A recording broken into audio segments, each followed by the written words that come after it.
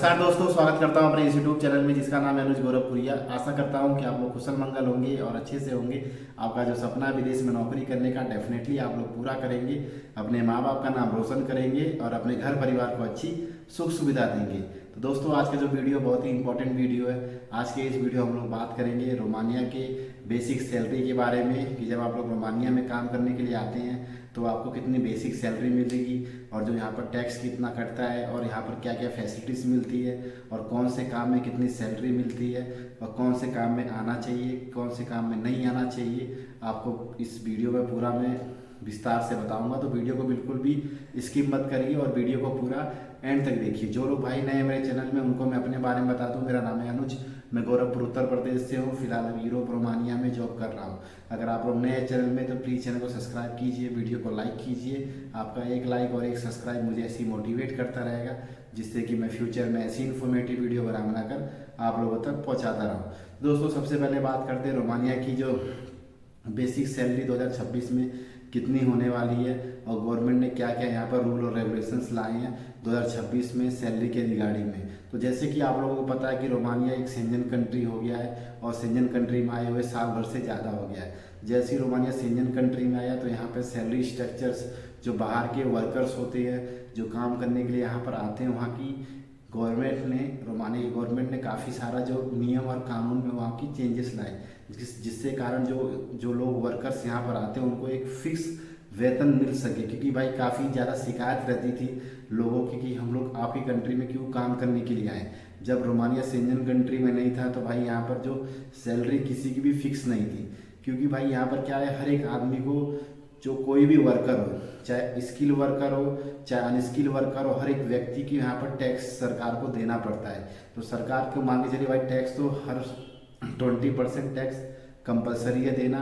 But जो salary थी, structure था, वो कंपलसरी नहीं था कि आपको इतना पे करना है। तो 2025 में जब रोमानिया शेंजन में एंट्री किया तो यहाँ की जो बाहर के वर्कर की कम्युनिटी देखती है, जो इमिग्रेशन ऑफिसर्स होते हैं या जो भी उनकी कम्युनिटी बैठी और कम्युनिटी में डिस्कस हुआ कि जो बाहर के वर्कर्स जो काम करने के लिए आते हैं, हमें उनको एक फिक्स वेतन प्राप्त करना है। अगर हम लोग फिक्स वेतन देंगे, अगर फिक्स सैलरी स्ट्रक्चर हम लोग बनाएंगे तो बाहर के जितने भी वर्कर हैं उनको एक सेम सैलरी मिलेगी और जो भी कंपनी है भाई धोखाधड़ी नहीं करेगी।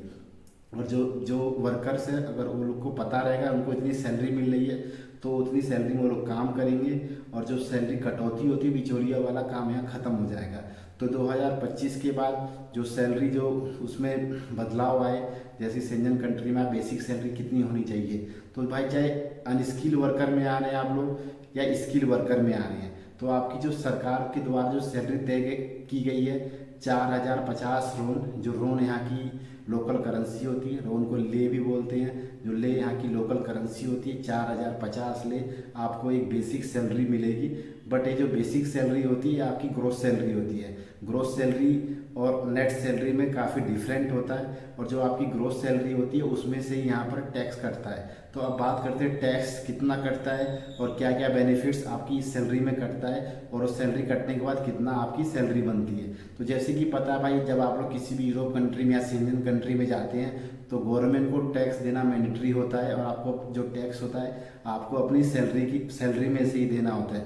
तो काफ़ी लोग कंफ्यूज हो जाते हैं कि जो उनके ऑफर लेटर में या उनके कागज़ में लिखा होता है कि आपकी सैलरी 4000 4500 रोन है, और काफ़ी लोगों को पता नहीं होता है कि भाई मेरी सैलरी जितनी है उसमें से कोई डिडक्शन नहीं होगा। क्योंकि भाई जो गल्फ़ में काम करते हैं, गल्फ़ में कोई भी डिडक्शन नहीं होता है। जो सैलरी लिखी होती है उतनी सैलरी मिलती है, और पर जो यूरोप में भाई जो सैलरी डिडक्शन होता है, तो अब पता है सैलरी कितना डिडक्शन होता है। तो भाई सैलरी होता है 16 से लेके 18% तक सैलरी आपकी डिडक्शन होती है पर मंथ। और डिडक्शन किस किस में चीज़ में होती है? डिडक्शन होता है भाई आपको पर साल जो आप काम करते हैं उतना सरकार को हर महीना टैक्स देना पड़ता है।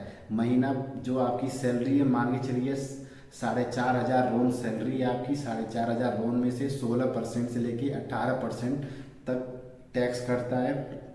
और टैक्स कटने के बाद जो सैलरी होती है वो आपको कम से कम 2600 से लेके 3000 तक के बीच में आपको पर मंथ सैलरी मिलती है। 3000 एक बेसिक सैलरी, यहाँ पर एक इनहैंड सैलरी होती है।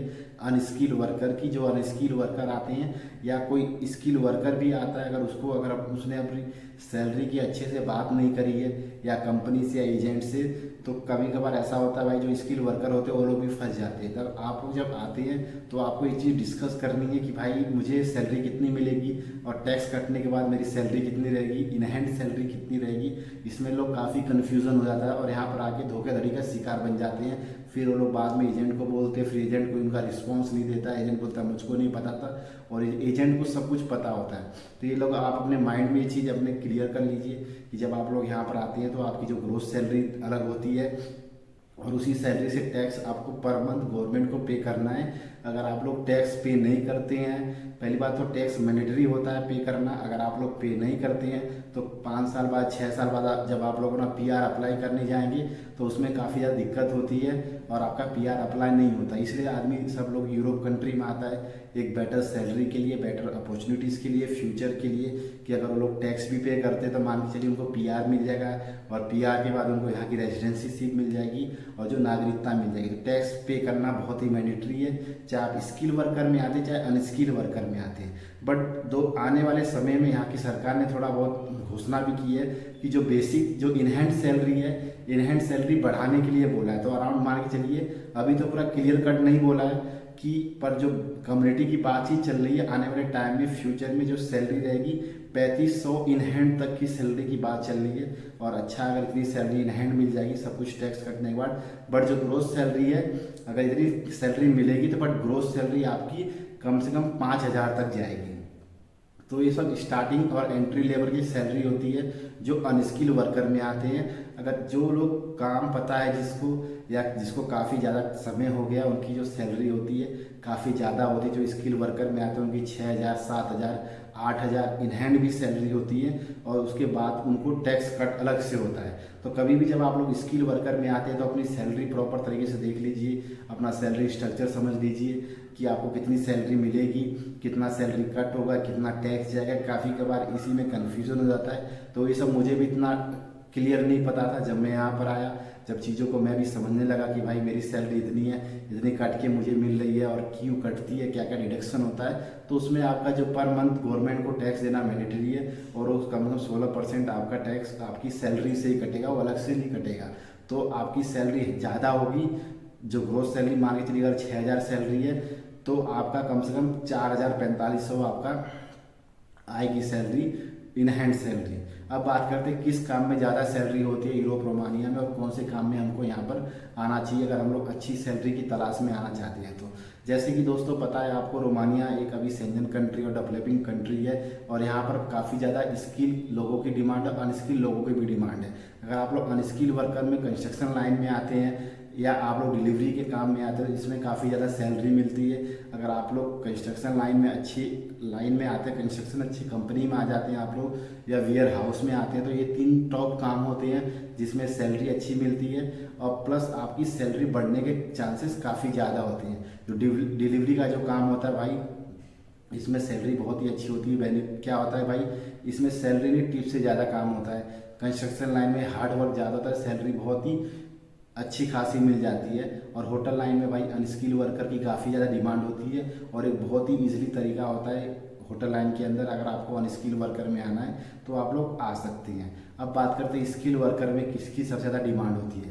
तो स्किल में अभी फ़िलहाल यूरोप में भाई जो हैवी लिफ्ट मशीन जैसे क्रेन हो गया या कोई ऑटोमोबाइल मशीन्स हो गए, सब चलाने की जो लोगों की डिमांड काफ़ी ज़्यादा है यहाँ पे। देन आपका सेफ़ जो हो गए, जो स्किल सेफ़ होते हैं उसकी डिमांड काफ़ी ज़्यादा है और उनको सैलरी भी अच्छी खासी पे होती है। इलेक्ट्रीशियन हो गए, प्लम्बर हो गए, वेल्डर हो गए, ये सब जो skills worker plus hard work होता है। एक सेफ़ का काम अगर कोई करता है तो उनको पता था भाई कितना हार्ड वर्क होता है, प्लस स्किल का भी काम होता है। तो उनको भी स्टार्टिंग में कम से कम 4000 5000 इन हैंड सैलरी यहाँ की मिलती है। तो अगर आप लोग यूरोप में आने का सपना आप लोग सोच रहे हैं तो आपको मैं यही कहूँगा कि आप कोई अच्छा सा थोड़ा सा काम सीख के, कोई स्किल बेस्ड काम सीखिए जिसमें आपको उसी लाइन में अगर आप लोग काम करते रहेंगे तो आप एंट्री लेवल पर 3000 3500 इन हैंड में आपकी सैलरी रहेगी और बाद में वो सैलरी आपकी धीरे धीरे बढ़ती चली जाएगी। और यहाँ पर मैं लोगों को देखा है कम से कम जो 2500 2000 2200 इन हैंड सैलरी में आए थे, आज उनकी सैलरी 2 साल 3 साल के अंदर 6,000 7,000 ले उनकी पर मंथ सैलरी है। अगर आप लोग काम अच्छा फील्ड में पकड़ लिया आपने, जिसमें आपका प्रमोशन भी होगा और आप लोग काम सीखेंगे तो आपको आगे जाने का मौका भी मिलेगा।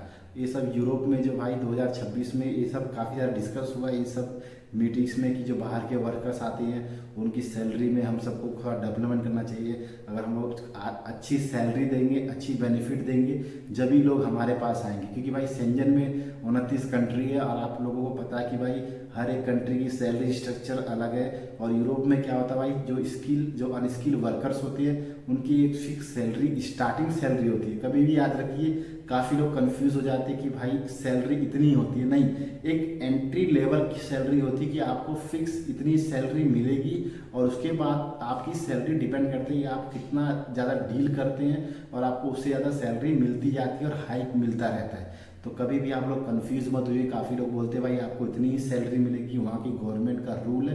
तो नहीं, रूल है बेसिक सैलरी जो कोई भी वर्कर है इतनी मिलनी चाहिए, इससे कम नहीं मिलनी चाहिए। और ज़्यादा आपके ऊपर डिपेंड करता है कि आप लोग कितना वो करते हैं, बातचीत अपनी कंपनी से करते हैं, एजेंट से करते हैं और आपको इतनी सैलरी मिलती है। अब बात करते हैं भाई इतनी सैलरी में यूरोप में आना चाहिए कि नहीं आना चाहिए। अगर आपको चांस मिलता है दोस्तों, अगर स्टार्टिंग में 3,000 3500 3200 लोन भी मिलता है आपको स्टार्टिंग में, तो ज़रूर आपको मौका मिलता है। और ज़्यादा एम्बेसी के चार्जेस नहीं है, फीस एजेंट के ज़्यादा चार्जेस नहीं है। तो आप लोग आइए यहाँ पर। आने के बाद धीरे धीरे साल 1.5 साल में आपकी सैलरी भी इंक्रीज होगी। अगर आप लोग चाहते हैं तो जॉब भी चेंज करके अपनी सैलरी को इंक्रीज कर सकते हैं। बाकी जो ड्यूटी आवर्स और जो फ्लेक्सिबिलिटी वर्क होता है वो काफ़ी अच्छा है, फ्यूचर काफ़ी अच्छा है। अगर आप लोग टिक के काम करते हैं आपको PR भी मिल जाएगा यहाँ पर, और उससे ज़्यादा काम आप लोग करते हैं तो आपको यहाँ की नागरिकता भी मिल जाएगी। ओवरऑल यहाँ पर पैसा काफ़ी अच्छा है, बट अगर आप लोग मेहनत करते हैं, अगर जो काम कर रहे हैं आप लोग उसको सीख के आगे बढ़ेंगे तो आपकी सैलरी 100% या साल भर या 3-3 4-4 महीने में लोगों की मैंने सैलरी बढ़ती हुई देखी। जो लोग 2,000 3200 2500 में, अभी वो लोग 5,000 में 6,000 में काम कर रहे हैं। ये सब थोड़ा टाइम लगता है, पेशेंस लगता है और आपको ये सब देना करें। ये सब चीज़ें आपके अंदर है, हार्ड वर्क, पेशेंस अगर आप लोग कर सकते हैं तो आप लोग यहाँ पर आइए, आपकी सैलरी की इंक्रीमेंट डेफिनेटली होगा और आपके जो गोल्स है आप उसको अचीव कर पाएंगे। आशा करता हूँ दोस्तों आप लोगों को वीडियो अच्छा लगा हो। अच्छा लगा तो प्लीज़ चैनल को सब्सक्राइब कीजिए, वीडियो को लाइक कीजिए। मिलते हैं दूसरे इन्फॉर्मेटिव वीडियो में, जब तक के लिए जय हिंद।